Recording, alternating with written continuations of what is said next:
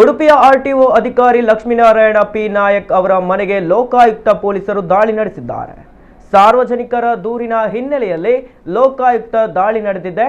RTO Lakshminarayana P Nayak ಅವರು ಮೂಲತಃ ಉತ್ತರ ಕನ್ನಡ ಜಿಲ್ಲೆ ಕುಮಟಾದ ನಿವಾಸಿ ಆಗಿರ್ತಾರೆ. ಲೋಕಾಯುಕ್ತ ಅಧಿಕಾರಿಗಳು ಆರ್ಟಿಒ ಅವರ ಉಡುಪಿಯ ಕಿನ್ನಿಮುಲ್ಕಿಯ ಅಪಾರ್ಟ್ಮೆಂಟ್ನಲ್ಲಿ ಇರುವ ಮನೆಯಲ್ಲಿ ದಾಖಲೆ ಪತ್ರಗಳ ಪರಿಶೀಲನೆ ನಡೆಸಿದ್ದಾರೆ. ಇದೇ ವೇಳೆ ಉತ್ತರ ಕನ್ನಡ ಜಿಲ್ಲೆಯ ಕುಮಟಾ ಹಾಗೂ ಉಡುಪಿಯ ಪಡು ಅಲೆಊರಿನಲ್ಲಿರುವ ಸಂಬಂಧಿಕರ ಮನೆಗಳಲ್ಲೂ ಸರ್ಚ್ ಮಾಡಿದ್ದಾರೆ.